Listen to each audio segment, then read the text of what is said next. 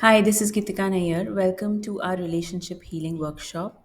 We have got almost to the end of the workshop. We have around 30 such videos which are on YouTube, Instagram, and Facebook. You can go watch the playlist and have fun with it because they are really bite sized videos. So, the idea is that you can just scroll through with less time that we have, all of us, so we can just scroll through and watch those bite-sized videos. And I don't promise an immense healing, an extraordinary healing, but my idea is even if one line touches your heart, then that'll do the trick.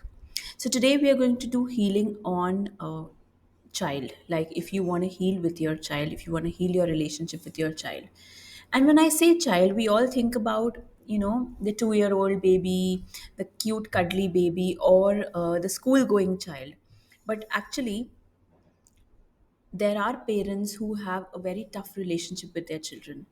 I'm not just talking about teenagers who refuse to listen to their parents, that is going on, but also about grown up adult children and parents who are senior citizens now. They have a tough time coping with the comments and sometimes disappointments that the children have. Now, I'm not saying here that the children are at fault or the parent is at fault. It's actually both sometimes. And more or less, it is also karma. Sometimes, when a child is just born and the first 2 3 years of the child throws a lot of tantrums, and the parents are really sick because whatever they do, they can't seem to understand the child. So sometimes those situations are karmic also. And it's like when two people are bonded together.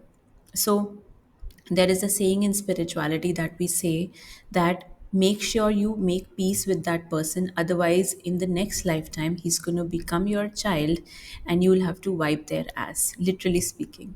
So a mother child relationship or a parent child relationship is extremely karmic in nature. By karmic, I don't mean something negative. By karmic, I mean they're really bonded well, and they come together because they have a lot of karma to resolve.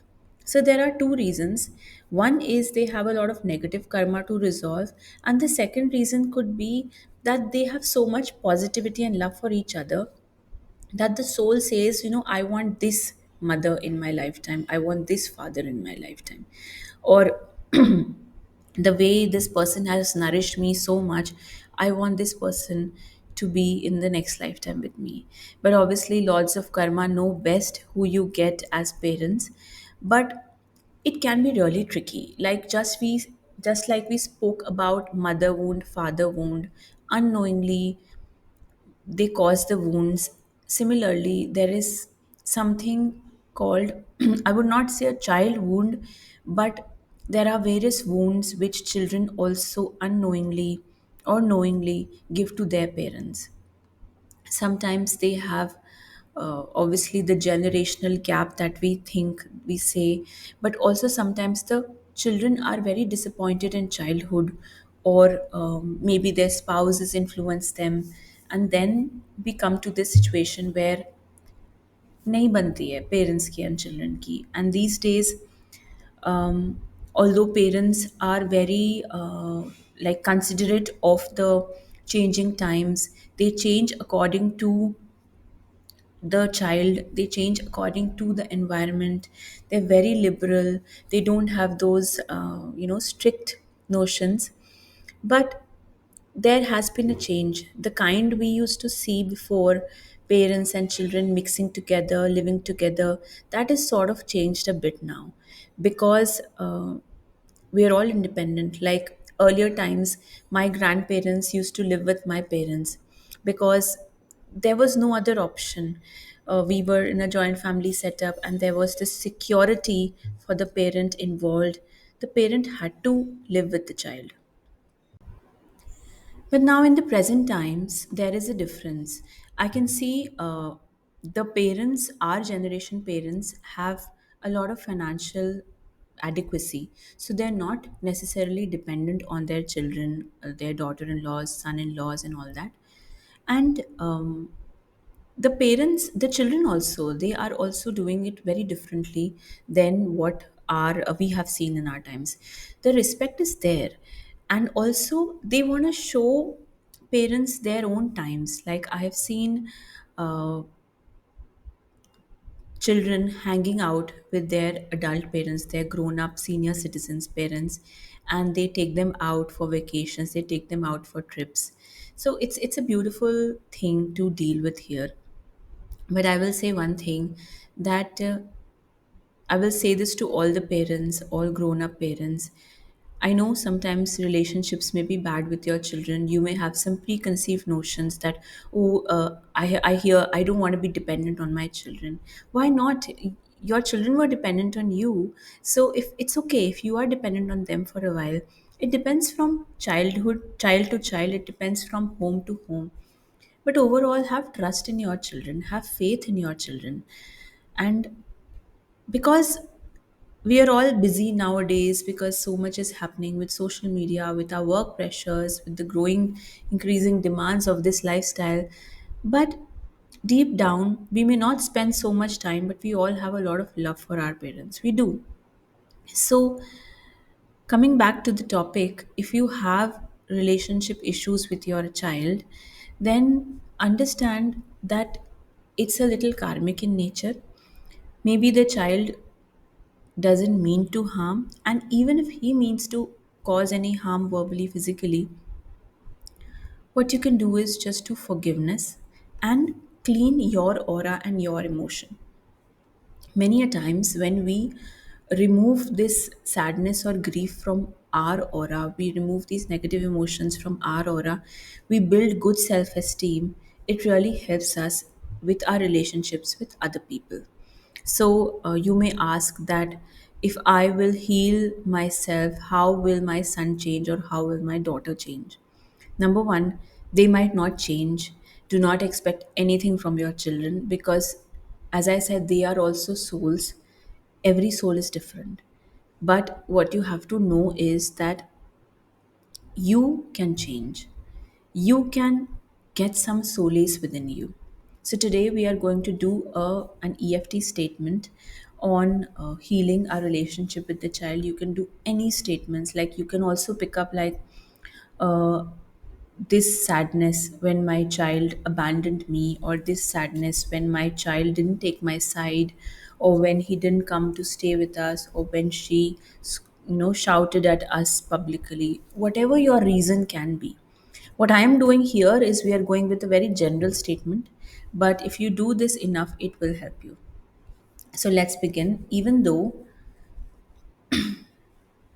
I have this grief that after doing so much for my child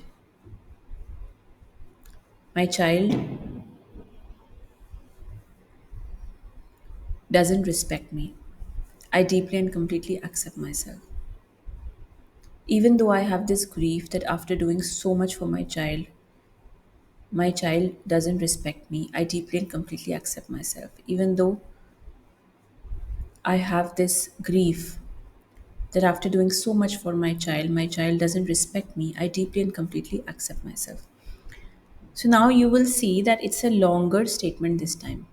And if I were to hear it, I would say, oh, but why should I expect that I did so much and the child didn't do? That is like a lot of putting expectations. But we are not about right and wrong here. What we are doing is we are putting forward a thing, an emotion ki yes, it hurts, बुरा लगता है, and it hurts so bad that I'm not saying hurt, I'm not saying sadness, I'm saying grief. Because वो चीज़ आपको हिला के रख देती है कि ये तो हमने इसको पाला पोसा है, इसने हमारे साथ ऐसे कैसे किया, right? So let's begin with the tapping statement, the reminder statement. This grief that after doing so much for my child didn't respect me. This grief that after doing so much for my child doesn't respect me. This grief that after doing so much for my child doesn't respect me. This grief that after doing so much for my child doesn't respect me. This grief that after doing so much for my child doesn't respect me. This grief that after doing so much for my child doesn't respect me. This grief that after doing so much for my child doesn't respect me. This grief that after doing so much for my child doesn't respect me. This grief that after doing so much for my child doesn't respect me. This grief that after doing so much for my child doesn't respect me. This grief that after doing so much for my child doesn't respect me. This grief that after doing so much for my child doesn't respect me. This grief that after doing so much for my child doesn't respect me. This grief that after doing so much for my child doesn't respect me. Grief that after doing so much for my child doesn't respect me. Gamut. Eyes closed, eyes open. Look sharp down right, look sharp down left. Rotate, rotate again. 1, 2, 3, 4, 5.